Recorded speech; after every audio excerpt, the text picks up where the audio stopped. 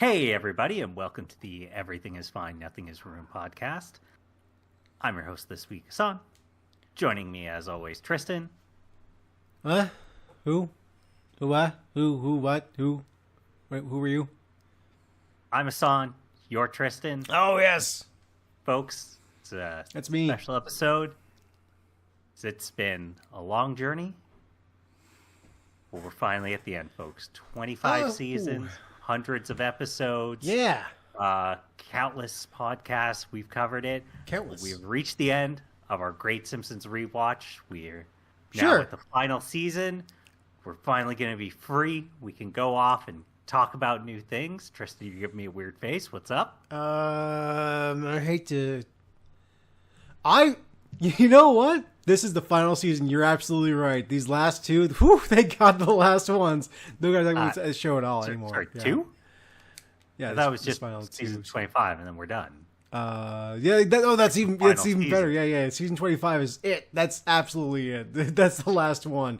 You know what, everybody? It's been a long ride. Thank you for joining us all. We'll see you after we. Yeah. Goodbye. Have a nice life. Okay, great. Yeah, so let's get started on this final season then. Let's hear it. Let's start worst episode, best episode, you know? Final worst episode, best episode. Oh, I have some bad news on the telecard right there. Up Yeah. here. It says the seasons 25 and 26. Okay, so we're off by one. Only 26 episodes. So we'll just have to do two of the best worst episodes, and then we're done. I also have three. further. I lied. I'm a big fat liar. There's actually 34 seasons of The Simpsons, and Oh, yeah, 34. yeah, we're hey, buddy, hey. Listen, I know, I agree, I understand, but I have some good news. We are almost through the shit. We're almost through. We have this, which is like the lowest point. Yeah. And then it goes up a little bit. It's a little bit of a slog, but there's some good stuff later on. It's okay. And then way later on, like when we get to like the final few seasons, then we're cooking. Cool. Yeah. Cool. Yeah, just awesome. hang in there. Why am I giving you support for this? I don't know. It's been a long journey, Tristan. It's been a long journey. I rewatched the worst episodes of these two seasons today, and just did a skip through because I don't have time. I don't have the wherewithal or time to rewatch them.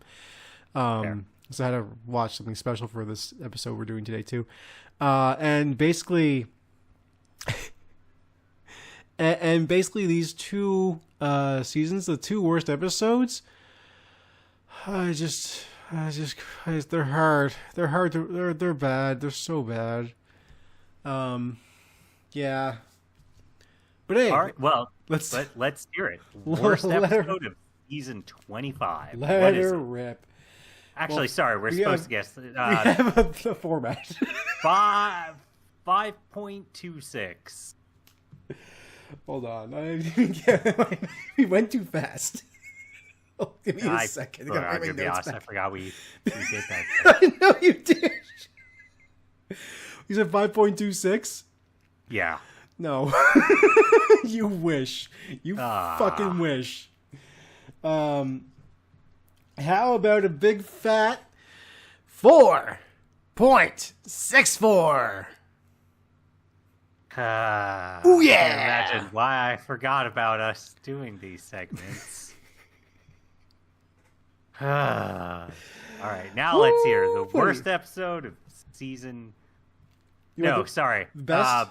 Let's do best because then we end on best on the other one. So All right, what's cool. the best episode of season 25? The best episode of season 25, that is Homerland.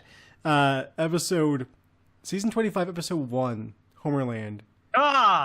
Okay. Gets a 7 out of 10. 7 out of 10. Okay. That's the best we got. Yeah. What makes this good? I kind of... It's got a decent storyline. That's kind of why. These a couple of good jokes, but like the main thing is that this is like a Manchurian Candidate parody, and they stick with it. Like, it's rare in this age of The Simpsons that they choose a thing and just stick with it. And honestly, the main thing is they stuck with the story. There's no real B plot here. I think there's a little one, but it's not like it's whatever.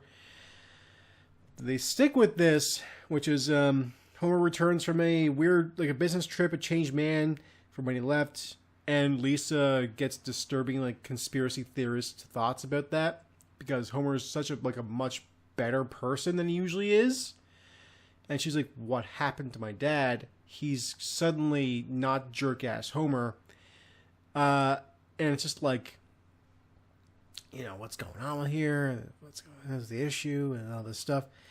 Yeah, essentially, yeah, he gets Manchurian Candidated into like a sleeper terrorist. Yeah.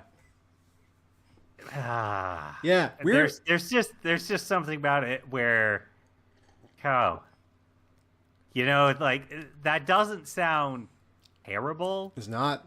It just sounds so. Yeah, we jumped the shark a while ago. Now it's quite a while ago. Yeah. Oh, yeah, I don't know. What if Homer's brainwashed into being a terrorist? That's all we got for you. More or less, yeah. Yeah, that's basically it. There's not really... Here's the worst part. 7 out of 10. It's a above average episode. There's really not much to say about this one. It's got a couple of good laughs. Like I said, the main thing is it sticks to one plot line. It doesn't meander at any point. And it's just like a solid situational comedy with The Simpsons. And that's the best this season can give you. And I gotta say, thank you for this one episode. Okay. This is I'll also say this. This is the best episode we're going to talk about today. Okay. I'm so sorry. Let's hear about the worst episode then. Yeah. So the worst one. Oh, fuck. Oh. Okay. It's okay. Season 25, episode 7, Yellow Subterfuge, with a 1 out of 10. That's supposed to be a Yellow Submarine reference? Yes, it is. It's a bad... It just doesn't work. Yeah, this episode does involve a submarine. And the people are yellow colored, right. So I guess that's where the Yellow Subterfuge thing. Okay, all right, I suppose. Yeah, do you want to get us what this one's about? This one's actually, it's a 1 out of 10, but it's an interesting 1 out of 10. Hunt for the Red October. Actually, they already kind of did Hunt for the Red October, so wouldn't do that. They already did that. Periscope Down. Ooh, I wish. God, I wish it was Periscope Down. Kelsey Grammer, he's Sideshow Bob. It's right there. Yeah, it's right there. Oh, man. Missed opportunity. It's definitely not that. I got nothing else. What's it about? No, so basically, Principal Skinner, being an army guy, has pulled some strings with his Navy buddies, and they have offered to allow a tour / actual submerging of a submarine that's docked in Springfield Harbor as a school field trip. All right. So, okay. Hold up. Before we get any further. Yes. In this scenario, how long is Principal Skinner supposed to have been out of the military? I mean, he was in Vietnam, so you tell me. Oh, so they're still referencing as if he was in Nam. Yeah, pretty much. Okay. All right. Sure. I was just mostly curious, are things going to be moving forward? And he was on a dub during Afghanistan and Iraq wars or something? Here's the thing: they haven't referenced any of the war he's been part of anymore. But it was Vietnam. But that was back when Vietnam was a possibility for a man in his 50s. Yeah, now that would be ridiculous. Yeah, 50s, 60s. But now it's just like, well, he would have to be like in his 80s and 90s, and for where he's at. Not quite that old, but he'd have to. But where he's at, toward age 60s. Yeah, exactly. It's like Chalmers could have gone and fought in Nam at this point, not Skinner. Exactly. Yeah. Yeah. Okay. Anyways, continue. So anyway, yeah, this episode, first off, does a Ivan Etniage callback. If you recall the Ivan Etniage thing from when they were a boy band, Bart and his friends, and they try to get people to join the Navy. All right. Yeah, that they bring that back just 100%, just the same thing, same joke. This has a B plot, which is A plot and B plot. A good A plot and B plot should always, at some point, conjoin. In some way, they should do this. This does this. In fact, it never really even touches. They remain parallel, and then go outward from each other. Oh, okay. Yeah, they never ever touch. So what's the other plot that's happening? Okay, so plot A is that Skinner wants to put on this cool field trip for the kids, but he has a very strict set of rules to get onto this field trip, and essentially Bart really wants to go real bad because he's never been on a sub, stuff like that. So the A plot is Bart trying to be this really good kid and failing. Mm-hmm. Not really, despite his own, like, despite his own efforts to be good, he fails. It's not really a him problem. It's more of a circumstantial thing. B plot is that Krusty, the Krusty the Clown show's ratings are diving, and he needs to bring those back up and make money because he's gone poor again because he put all of his money into Bitcoin, and that tanked because Bitcoin.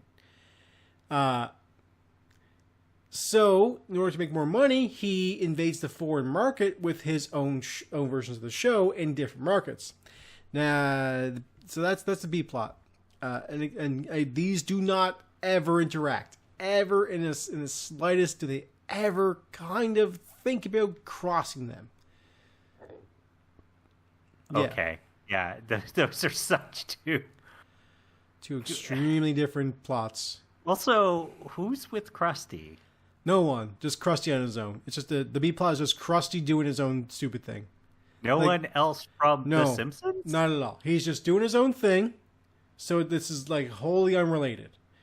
That's the worst part. Like if somebody jumped into his plot to help him, maybe I could be like, yeah, okay, there's some crossover in these plots somewhere, but there's not.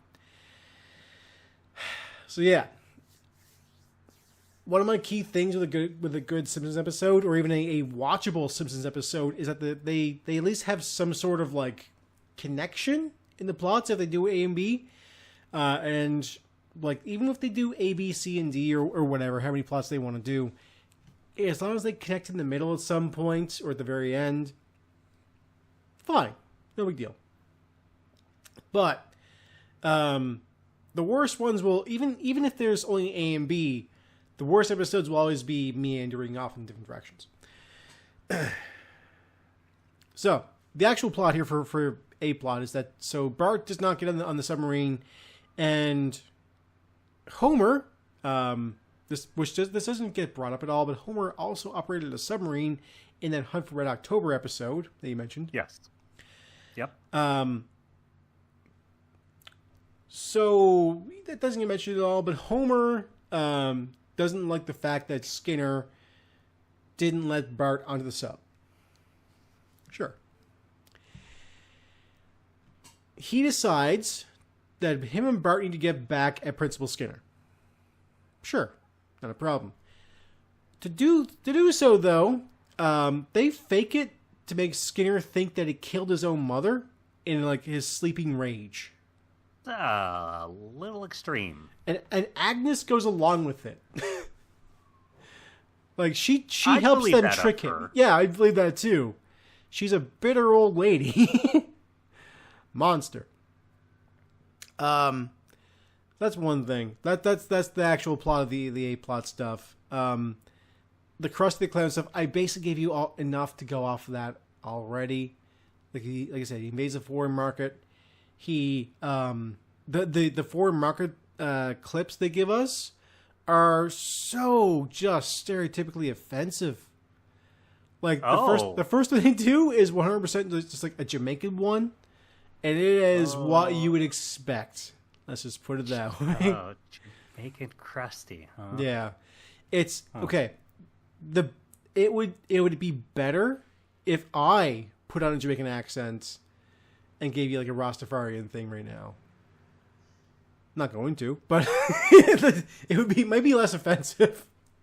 Oh, I don't like Jamaican Krusty. No. So Krusty himself is not Jamaican.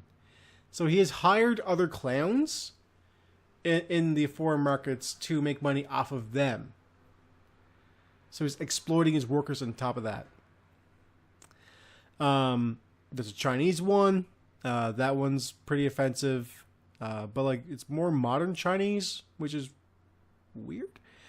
And then there's also the like I said, there's also the Irish one, which is also pretty offensive to the Irish.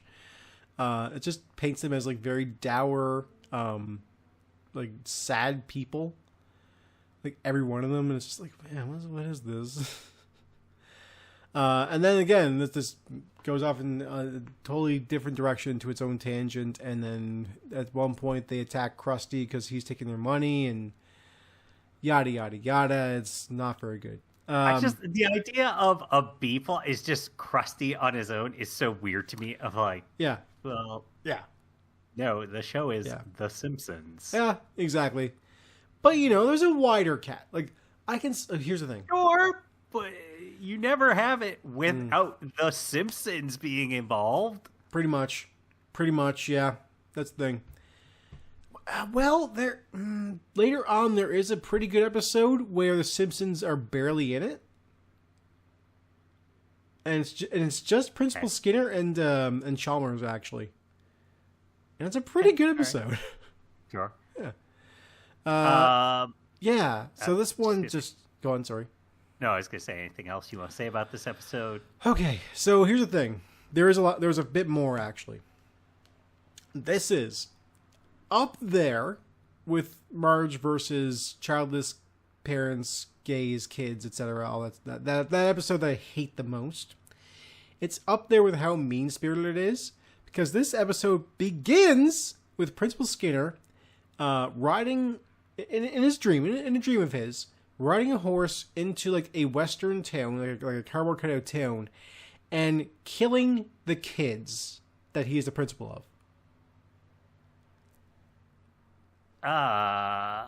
Your principal probably shouldn't have those dreams, and if they do, they should probably resign from being a school teacher. Yeah, I would say so. 2013 is when this came out, by the way, which, I mean, like, school shootings, very much a thing. Always kind of have been, but, it's not cool to do this. Like, it's really not cool. To make sure the Sandy Hook shooting was 2012. Yeah. Like, yeah. Yeah. Kind of surprised they would go there. Yeah, I'm surprised they got away with that at all. Like that's really fucked up. Like that's really fucked up. Yeah, it's weird. Anything else to say about it? Yeah, I mean that's basically it. So okay, yeah, they got back at Skinner. They come back to the Western fantasy a couple times. It ends kind of stupidly too because they basically run this Skinner out of town by like giving him a false identity and just like telling him like go free you idiot, and like we'll tell him that you ran away and all this shit, and it's like you'll never be caught for your dead mom murder kind of thing. And then he just comes back and it's like, oh, okay, well, we just tricked you. Me, whatever.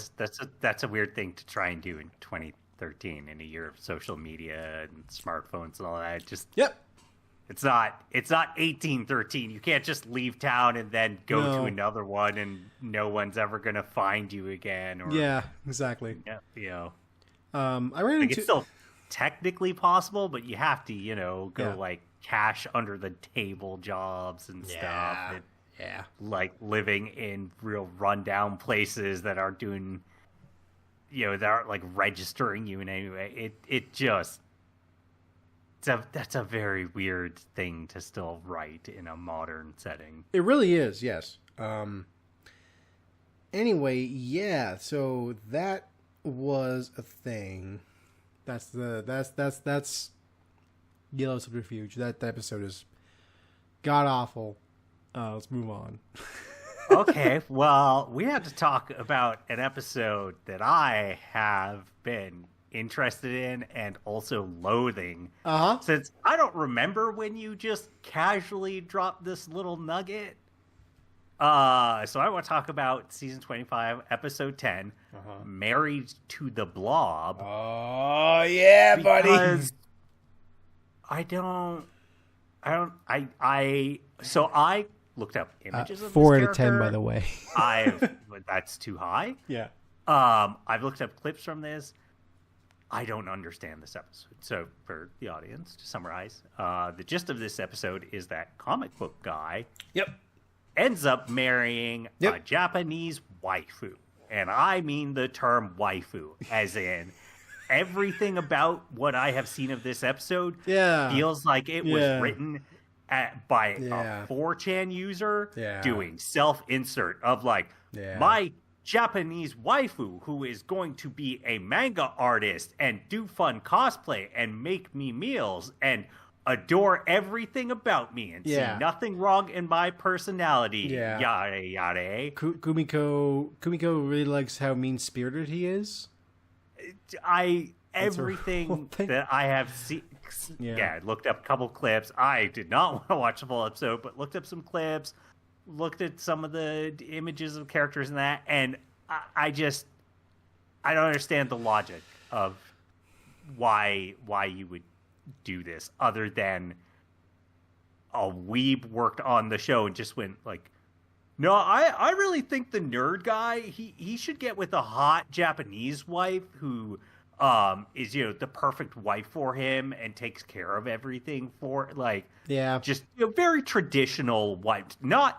She's a good wife, unlike the shitty North American wives who try and be all independent and ruin their relationships with it just reeks of that in this way that I just go, how'd this happen? What happened? Did just one guy get to write an episode? Nobody questioned him, and then he hands it, and they're like, well, we don't have time to write another episode, so I guess we're doing it. Sounds good to me. It just feels like it was written by neckbeards for neckbeards in a way that I just don't understand. It smacks of 4chan. I fully agree. Yes. It's like, what? What's supposed to be the joke here? Like, oh, comic book guy gets to marry his ultimate dream. Like, you talked about the Mo episode where he marries Maya. What? You mean with Mo when he gets with Maya? Yes. Yeah, he's talking about that, yeah. and that's an interesting one because for all of Mo's flaws, we've always seen there is a bit of a tender, caring side, and sort of pairing him with somebody who is, for lack of a better term, but not like what society would consider normal.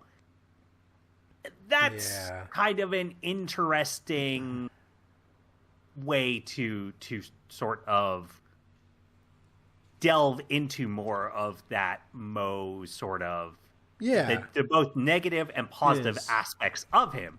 Whereas you take comic book guy and you just put him with his ultimate dream wife, it's like, wow, the only way you can make that interesting is if it fundamentally shifts his attitude, and it sort of becomes a, hey, actually, it doesn't though. Yeah, like he finds someone who loves him for himself. I guess there's the good message, which yes, but right, and you could do something interesting with that, where, hey, a lot of his bitterness and attitude just came from loneliness and these other, not to try and forgive incels or anything, but you could do something interesting with that. But this clearly doesn't do it, and it just feels like 4chan wish fulfillment, and I am utterly baffled by it and hate the fact that apparently this character is recurring.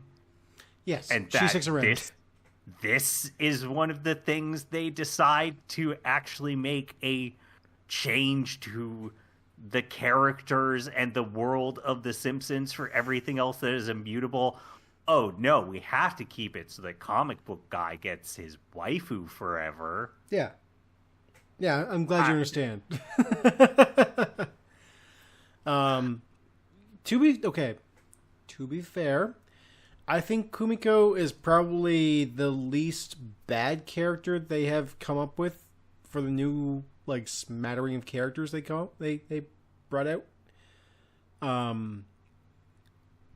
So yeah, I think that she's not the worst. She definitely reeks of 4chan shit early on.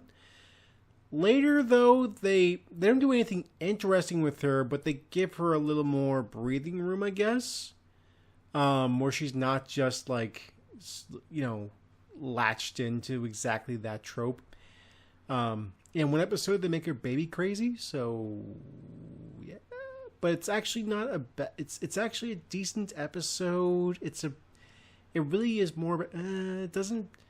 Let me put it this way: it's not a Kumiko episode. It's more of a comic book guy episode where he learns that he maybe should change and evolve as a person, and then he kind of doesn't. Also, they don't end up having a kid, so I don't know. Yay. Yeah. I'm happy this relationship gets to continue. Sorry. Yeah, it's still going on. Congrats, 4chan. Yeah. That's all I got to say. You won, 4chan. About time, finally. 4chan wins. So, I guess that means we're done with season 25, so now we get to move on to season 26. No, there's a middle thing. God shit. No, we had to do a thing first. It's okay. Season 25.5, apparently. Sort of. Let's skip over to a different show. Fuck. I know this is unprecedented, but this is how it has to happen, I guess. This is just where we're at. Because I wanted to rate every Simpsons thing out there, excluding the shorts. And I was like, hey, I even said early on, I'll do crossovers. I said it. I meant it. And I just don't like it. I don't like what I said. I shouldn't fucking...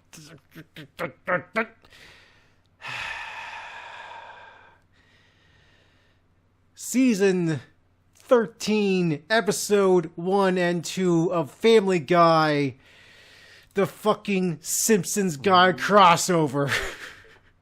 What? I've changed the title card. It is now because they stole from those.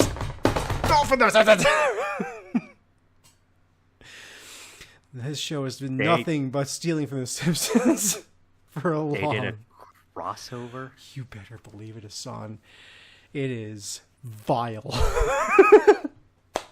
I don't like the Family Guy on the best of days, and then who the timing of this is immaculate. I gotta say, because I saw there's everybody's talking about there's a Simpsons Family Guy crossover. Yeah, of course it happened.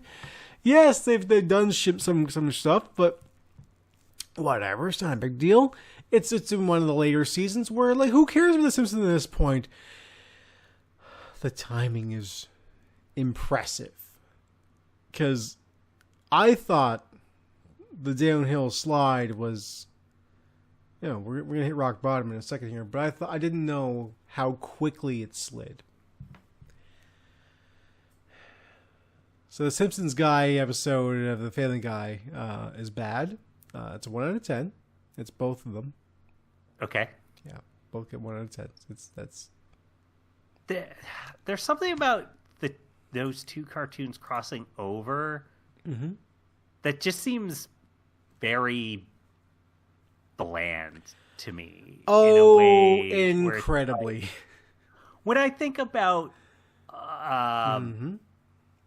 like other cartoon crossovers, Yep. Some of the ones that are fairly obvious and work is, say, a lot of the old Hanna-Barbera stuff, right? There's even a current series, Jellystone, where Sure. a lot of the past Hanna-Barbera characters all together. Yep. And that makes sense. They're all in the same, generally, art style, animation at the time. So that sort of a crossover seems fine. It makes sense. But conversely, Yes. if I'm going to go the other way and they're not kind of already under that same umbrella, I kind of want it to be more like opposites and interesting, like the Jimmy Timmy Power Hour on Nickelodeon, which is Jimmy Neutron and Jimmy Turner, Fairly Odd Parents. Like that's an interesting one because those art styles are very different. The characters themselves and their writings are very different. So mashing them together, it's cool interesting. Idea. I agree. No. Whereas like The Simpsons and Family Guy, they're almost just too similar. That just it's just. I wonder boring. why they're too similar. Because they're both on Fox. That's not the only reason. So here's the thing with the Simpsons and Family Guy. So I don't believe any of the writers from the Simpsons worked on this episode. So this is entirely Family Guy writers. First off. And I gotta say, Family Guy doing the Simpsons, it's not good. Not good. The writing does not feel like the Simpsons. We're currently in the era where the Simpsons are flogging that dead horse over and over again, trying to like hit back on the old Simpsons stuff, trying to make the Simpsons seem like the Simpsons, even though it's hard for them to do that. It just right now we're in that zone of the Simpsons is looking down on itself, going, "What are we? What even are we?" And I will point out something later on when we start season 26 in a bit here, but it's an interesting one that we're in this era and we're doing this and we're doing the next season. So this crossover is as such. Peter Griffin becomes a comic artist for like a one panel strip for his newspaper. He makes a very offensive misogynistic cartoon, and him and the rest of the Griffin family get run out of town. They drive to Springfield just cuz, and they get there and they get the car stolen. Oh no. So they're in Springfield and they're trying to find food and stuff, and they get to the Quickie Mart and Apu's there. And Homer buys them donuts because they can't afford donuts because all their money was in the car and all that shit. For some reason, nobody took a wallet. I don't know why. So he invites them back to his home, and you get to see the immediate reflections because the Simpsons family, the Family Guy family is a reflection of the Simpsons family because it's husband, wife, older son, younger daughter, dog, baby.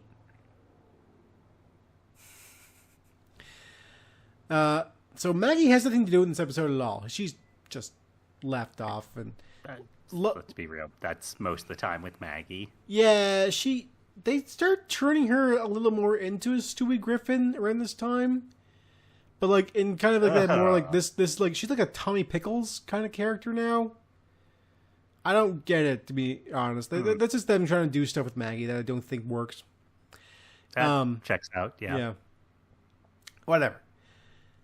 So, but she's just not in the episode, really, realistically. Lois and Marge hit it off, and they do their own thing. And they are not mentioned at all for the rest of the episodes. Again, this is a two-parter. For some reason, they needed 44 minutes to tell this story. Anyway. So, that's that. We have Homer helping Peter find his car.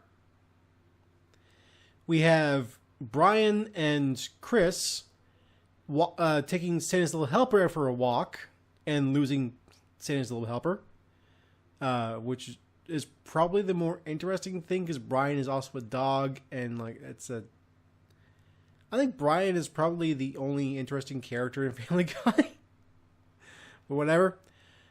We have Lisa trying to teach Meg how to like love herself, and we have Bart mentoring Stewie, but Stewie taking it too far. Bart mentoring Stewie on what?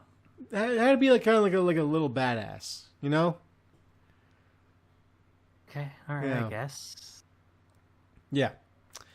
Now, this is as such. So that's the first. This is the first episode of the two-parter because it goes places.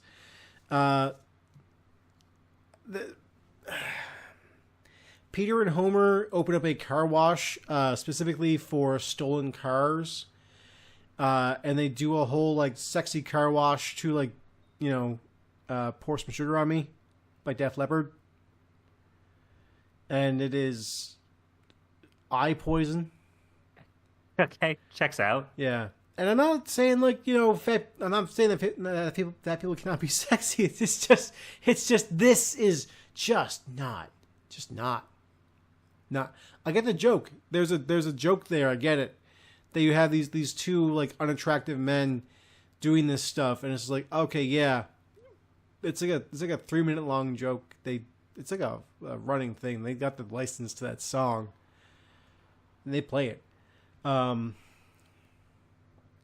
Yeah. So there's that.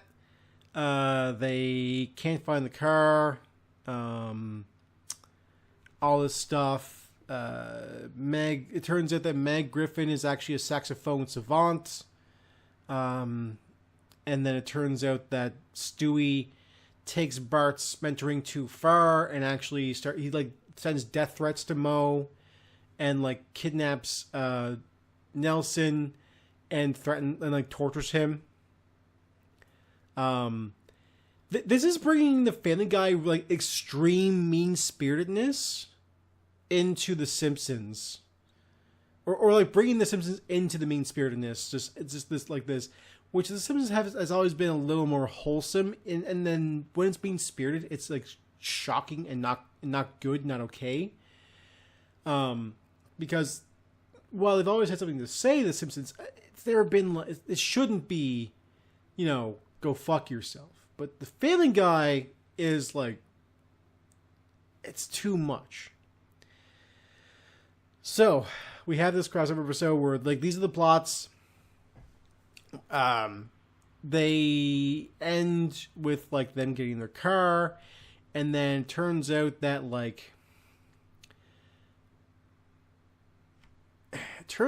the brewery that Peter works for, the Pawtucket Pat Brewery, Pawtucket Patriot Brew, you know, what they're doing is they're just like actually taking Duff beer and slapping a new label on it. In walks the meta commentary here, as they have, hey, this is just Duff beer with a brand new label over it. That do you see what they did? That wouldn't work. Well, no, but it's a meta commentary. No, I get it. Yeah. It's just you would taste. They would taste the same. You would just know. That's the point. Yeah, they taste the exact same. But I would argue that they don't actually taste the same in this context, meta context. But does. So anyway, they go to trial where the Simpsons represent Duff Beer for some reason, and the Griffins represent Pawtucket Brewery. Now, in this trial, they have paired up each Simpsons character with their Family Guy facsimile next to them. And some of them do and do not work, and they know that. That's part of that is the joke. I will point out in the back of the court is actually they have drawn Matt Groening and Seth MacFarlane standing next to each other as well. So just to really like dig that in and drive it home. Sure. So there's that, and then this whole thing ends with like by this point the Simpsons and the Griffins hate each other, with the exception of Marge and Lois, who tolerate each other, and that's basically it. Even though like Marge's comment to Lois is like, "Next time you come over, wear a bra in my house." What the fuck? Anyway, this whole thing ends with Homer and Peter having like a Family Guy style. Simpsons did it first. Long ass fight that goes on for like just too long. Obviously, that's the Family Guy thing that they're kind of known for, is like having this like stupidly long fight, the chicken fight basically. So it's Homer and Peter just kicking the shit out of each other, and like basically they both die at the very end, all this stuff, and you know, obviously they don't kill each other because it's just go back to status quo, all this shit. But yeah, it just, the whole thing just ends that way. There's a scene also earlier on where like Bob Belcher shows up from Bob's Burgers, and they're kind of like, oh, we need to like take him and fly him in because like, you know, we're the one, like he can't go on his own, haha. That kind of thing. Also, it's funny you mentioned Hanna-Barbera earlier on about this when we were talking about this. The court is presided over Judge Fred Flintstone. Like, legitimately Fred Flintstone. Oh. Yeah. That's weird. Yeah. Who makes the point that, like, The Simpsons and Family Guy are just facsimiles of the Flintstones, really, when we look at it. Yeah, okay, because Warner Bros. Does own all the Hanna-Barbera stuff, so yeah. It's weird. Yeah, it is weird, but it was in the era where Fox could get away with that stuff, and apparently, yeah. That all sounds terrible. The one thing I learned from that, Bob's Burger was a Fox show. Did not realize that. I didn't. Oh, yeah. No, it's right between The Simpsons and Family Guy. In my head, it was an Adult Swim series. Don't know why I thought that. Okay, yeah, fair enough. It's not. Never really cared for the show or watched it. Oh, so really? I love Bob's Burgers. I think it's really good. Well, good news is we can move on to season 26, knowing thankfully we don't have to worry about any more bad Simpsons crossovers with other animated series. Oh, wait, the time card changed. Okay, it's back. All right. Yeah. Okay, season 26. Hassan. 4.41. Oh, you wish, motherfucker. You wish it was 4.41. How is it worse? 4.4. Hassan, we are entering what I call the shit zone. This is the worst season I have seen The Simpsons, hands down. Oh, great. Guess what? This is a special episode. Fireworks. I'm not doing fireworks in post. It's not happening. What's the score? Do you want to take another guess? 3.89. Oh, you're still so high. Season 26 rolls in with the exciting, meaty, pulpy 2.73. Ooh, huh? Yeah. Sorry, 2.72. I misread that. It's worse. Oh. Okay. It has 1 out of 10 episodes. Not a single episode in this season is fucking worth your time. Um, so let's hear what's the worst of those 5. Oh, to take choose from? take your pick. We have a garden of delights here. I don't think that's how gardens work at all. Yeah, they do here. Okay, there's a lot of ones. Honestly, this okay. First off, I need to point out before we get into that. In the very first episode of this season, which is Clan in the Dumps, which also aired the same night as the Family Guy crossover episode. This is why I'm doing this. This first episode has a couch gag by Don Hertzfeld that fucking calls it the whole, like, Simpsons has been going on for too long, and at some point it's going to mutate into a different, weird, fucked up creature of itself. The Don Hertzfeld couch gag is definitely worth a watch, at the very least. It's probably the best part of this season. So. Okay. All right. That's an interesting choice. Yeah.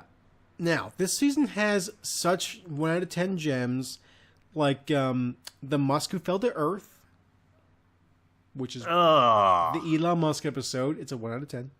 Can't you give a negative score? I wish I could. I need to at least give it a 1. Let's Go Fly a Coot, which also sucks. Mathlete's Feet, which is terrible. And I Won't Be Home for Christmas, which is one of those extremely mean-spirited episodes. However, these are all very bad. Probably up there with some of the worst ones, truly. The one I want to discuss, the other 1 out of 10 I want to discuss, is probably the most watchable 1 out of 10 to some. But to me, I think this is the epitome of the worst The Simpsons has. Okay, let's hear it. Which Season episode? 26, episode 10, The Man Who Came to Be Dinner. 1 out of 10. This is The Simpsons.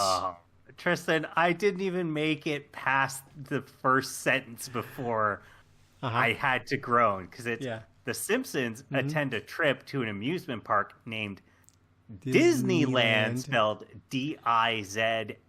We are pre them being bought up by Disney, so pre that. Okay, but you could still do a better parody than Disneyland. It just looks like you're trying to say D's Nuts Land. Like, it does look like that, doesn't it?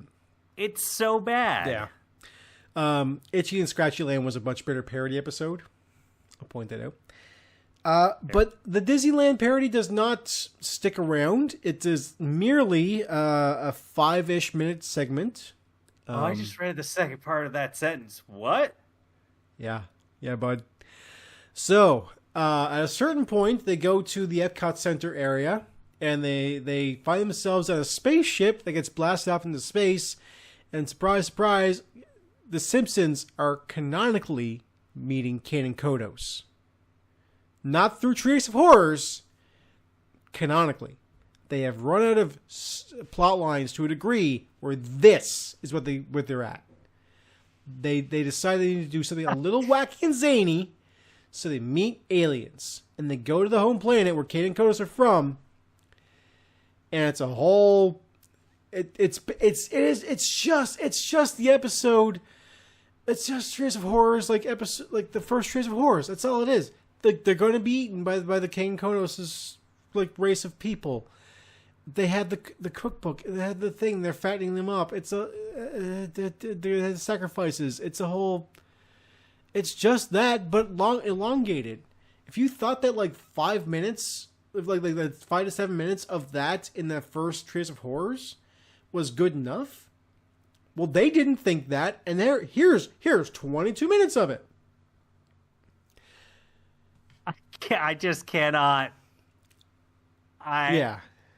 If I was watching that episode the entire time, I'd be going, okay, so at some point, is this a dream? Is it, I don't, Homer's making up a story or something? Nope, That just... I wish. That would make sense. Like, that would be the typical style of The Simpsons where they go. There are a lot of episodes of The Simpsons where it is, say, questionable that somehow when it finishes, we just hit the reset button and things just go back to how they always are. Mm-hmm. This seems like the most extreme version of that. You thought they jumped the shark earlier in the series? This is the jump the shark moment. This is literally them jumping the shark. Well, not literally, but almost literally. That's so bad. That's so dumb. So outlandish. It just, okay, well, let's somehow hear what's the best episode. No, I'm not done yet. Hold on. There's more. It gets worse. So I need to point out the reason I think why I gave this, why I want to talk about this is besides that. So they also reiterate the Homer in space eating chips joke from when he was an astronaut. They do that again. Okay. But now like everybody is stealing the chips from him. That's one thing. This episode is so poorly written and so poorly paced. I thought I was done with the episode halfway through. I literally was like, whew, man, what a stinker of an episode. Well, glad that's over. I paused it. Because I had to get up and get something to drink. I stopped. My tracks dead. And I looked over and I said, no, it literally was halfway through the episode. I had 15 minutes more. Like, it's such a bad episode that I thought I was done halfway through. Like, my notes for this episode consist of this sucks and why God why, and no, I'm only halfway through, why? Like those are my notes. When you get to that point, which is like Young Justice level of note taking at that point, ain't good. So this is the lowest point of The Simpsons. Yes. And the best episode of this season is not much better. Okay. Yeah. So it's the following episode. Hold on.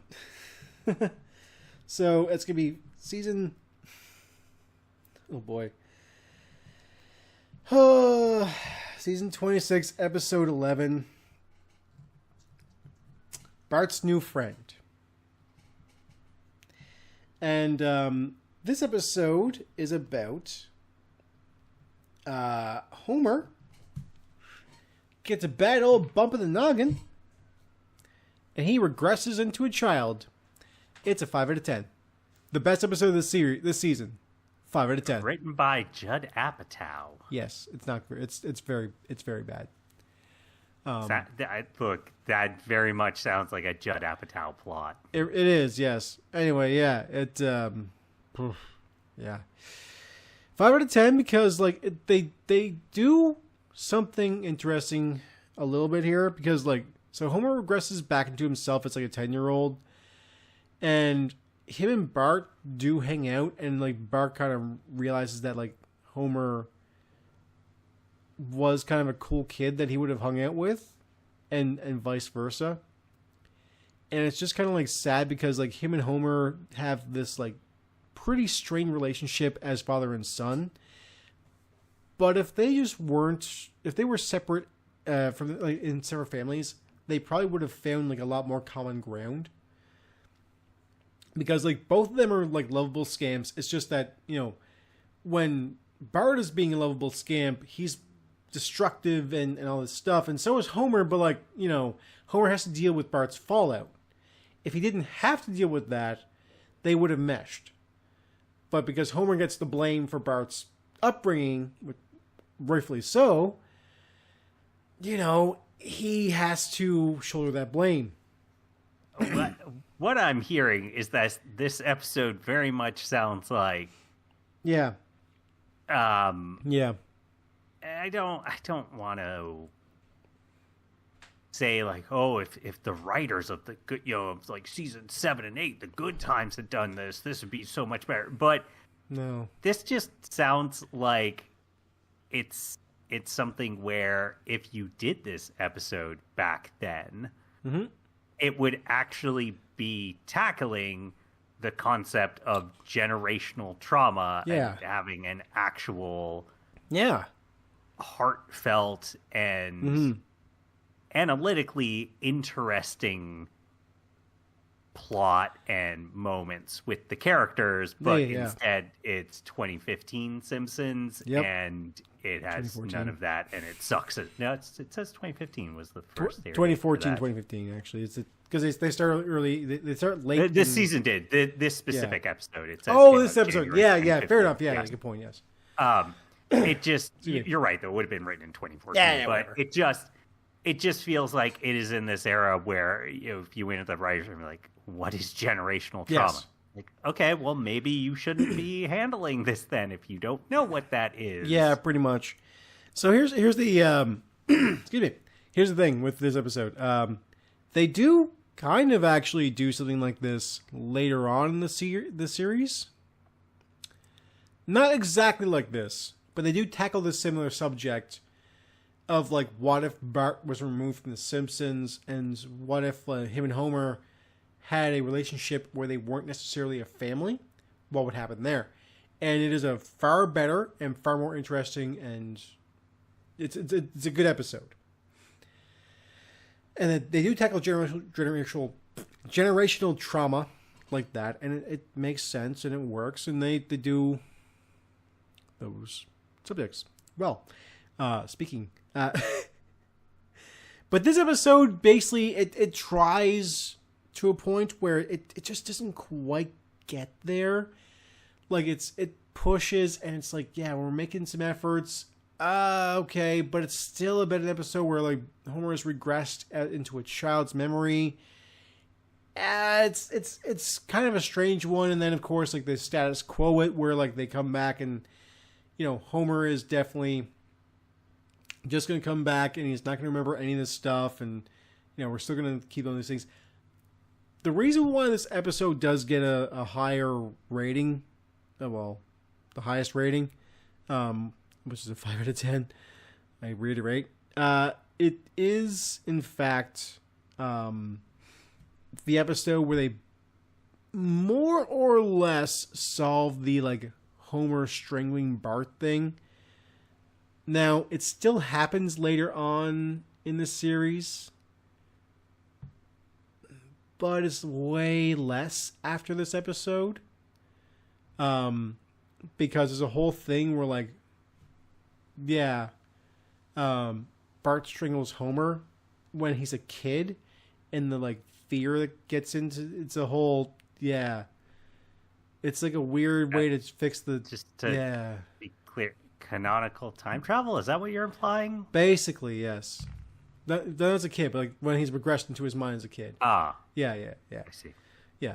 So that kind of like helps like remove the trauma of that though, or I guess implant the trauma of that happening to Homer into his mind as a kid, even though it didn't, and that's why he stopped strangling.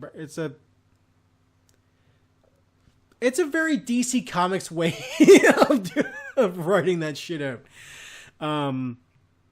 But again, they do still it does still come up here or there where he does strangle Bart or physically punish him, that kind of stuff. It's still not great, but they've done something to attempt to address it, and that's more than other efforts have stuck. So yeah. Yeah, this is also gets a 5 out of 10 just because it's kind of fun to watch Bart and Homer hang out, period. But especially when Homer is not going to feel the like necessity of having to parent Bart because he's regressed, and it's like this kind of this is just kind of fun. So yeah, watching them kind of be little shits is pretty cool. All right. So the episode I want to talk about, and not because I think it's good or bad, but just because the first 2-line summary of it I just don't know what to say. Okay. All right. Let's hear it. Episode 16. Oh, no. Sky Really? Police, You chose this one? Chief Wiggum gets a jetpack, which he uses to fight crime. However, after he unintentionally crashes it into the church, Marge leads the rest of the Springfield congregation toward gambling to win money to rebuild it, but does not tell Homer. What? That's so stupid. It's so stupid. It's a 3 out of 10. 3 out of 10. Yeah, that sounds right. Yeah. It sounds terrible. Okay. Yeah, fair enough. I get there's been a lot of episodes of The Simpsons. But are you trying to tell me you can't think of a single new idea that is not just over the top wackiness? The point that it just feels like you're pulling words out of a hat and just going, all right, let's do an episode about Chief Wiggum where jetpack. All right, I guess he has a jetpack. We'll also make Marge a focus, so it's going to involve gambling. Great. Go figure out a way that somehow Chief Wiggum's jetpack involves Marge gambling. Just write an episode where Homer wins a sports car, so Bart finally thinks Bart and Lisa think their dad is cool, and then he crashes it, and then it's about Homer trying to get his kids to think he's cool again. Right? There are still plenty of. I don't know why your eyes are darting, but there's still plenty of more grounded or basic, realistic, whatever you want to call it. But there are plenty of plot lines you could still do that wouldn't just feel like random nonsense with no reason or purpose to them. Yeah, no, I agree. So Sky Police, first off, there's no reason, for it to be called Sky Police besides Chief Wiggum yells the phrase Sky Police as he uses the jetpack to try and fight crime. It's the Sky Police part of the portion of this episode is 2 minutes long. It is the intro to the whole catalyst of the rest of the episode. It is. Sky Police also sounds like a stupid. very bad late 80s, early 90s cartoon. I wish it was. I wish it was that instead. God, was it just called SWAT? SWAT Cats? No, not SWAT. Mask. That's what I'm thinking. Oh, Mask! It feels like that of like Sky Police would be in a similar vein. Mask is at least fun, but yeah, I agree. Yeah. So this episode, okay, couple things. It gets a 3 because at least there's some fun to be had as they. Go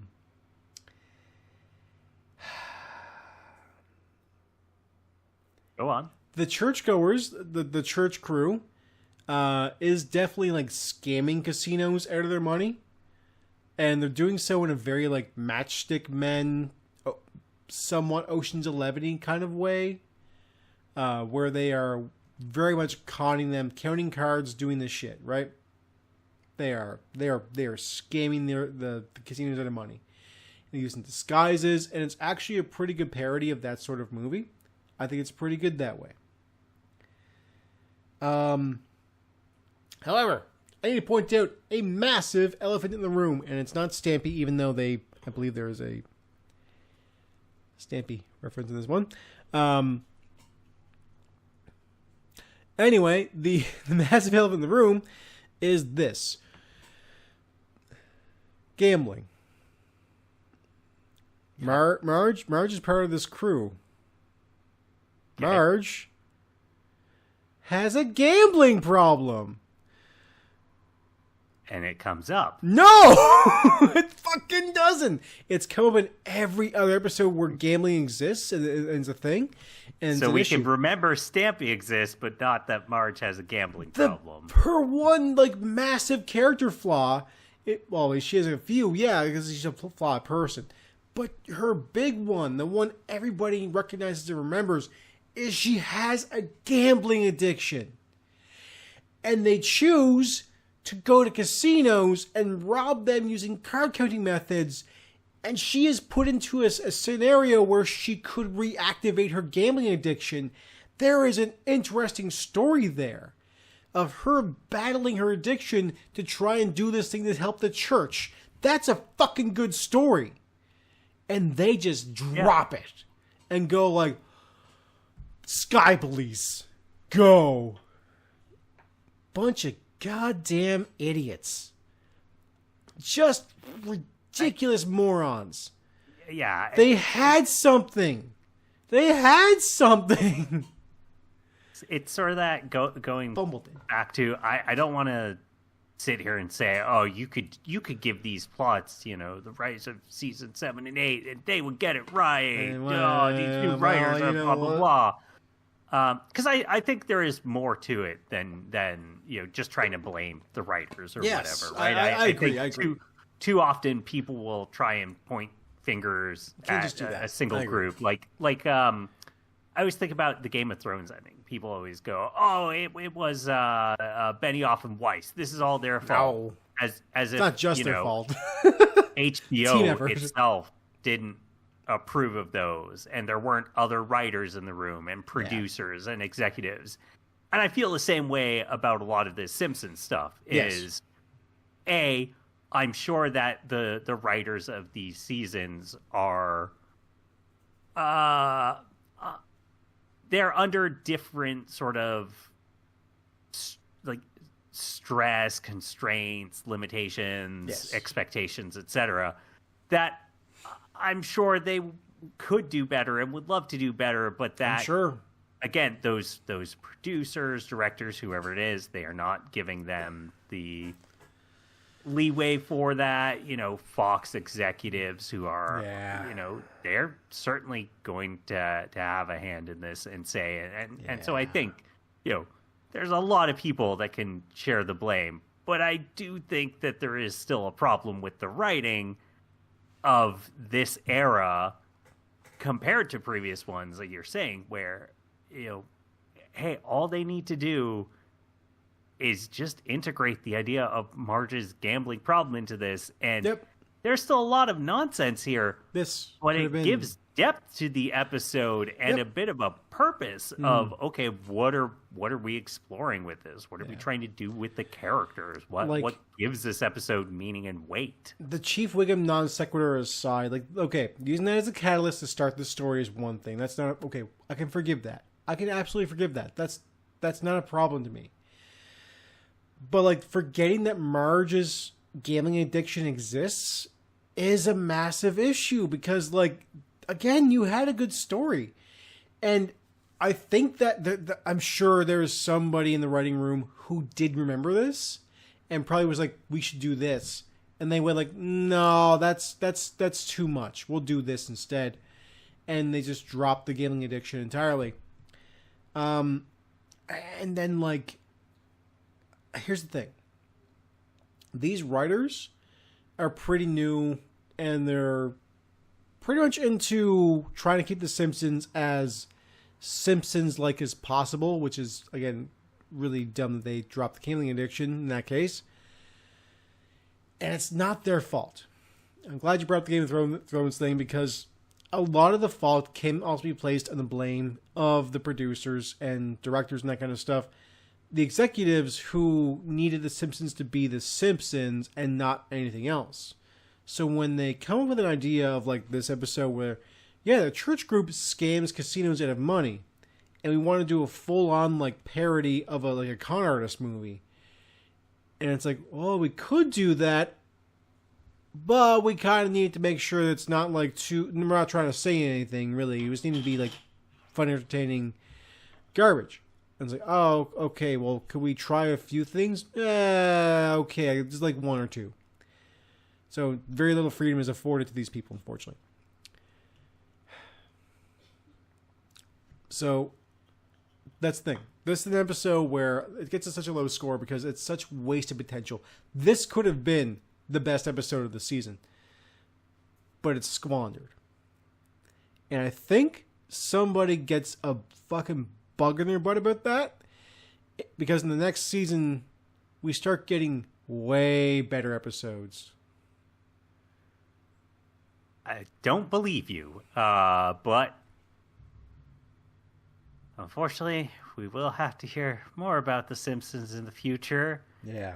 However, for now, why don't you tell people where to find us?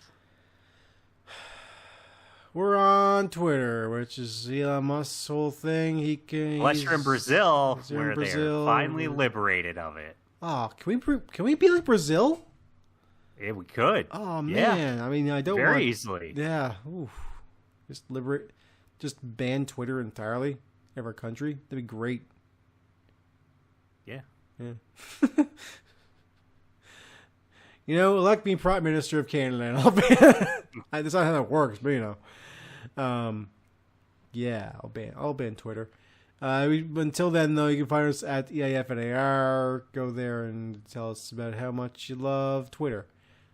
Please don't. Yeah. Actually, go on Twitter and tell Elon Musk how much you loved his episode of The Simpsons.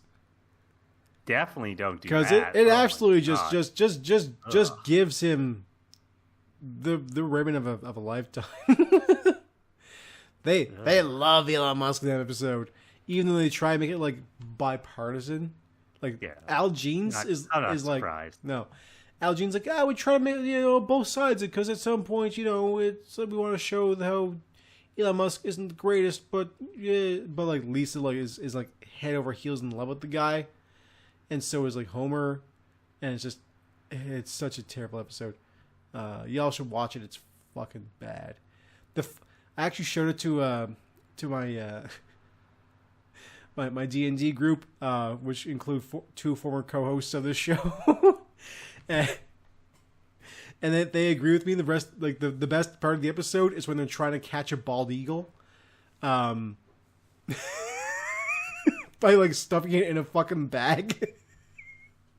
It's got a pretty good bit at the very beginning.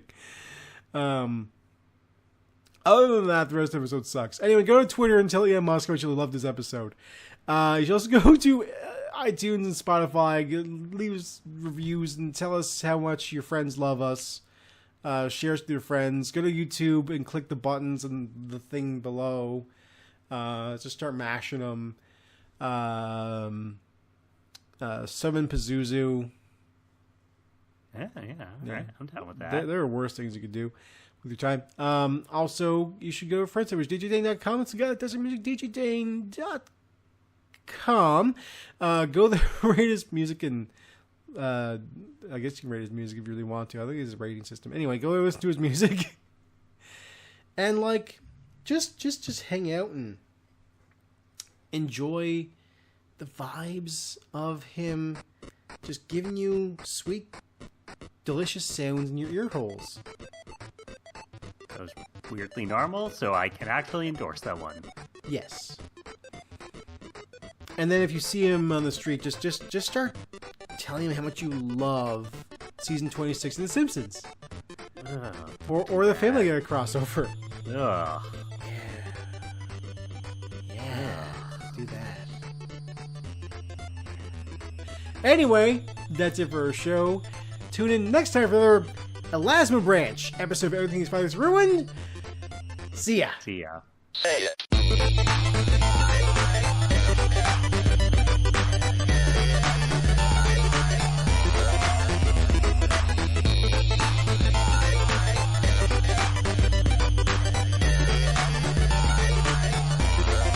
You are correct. You win.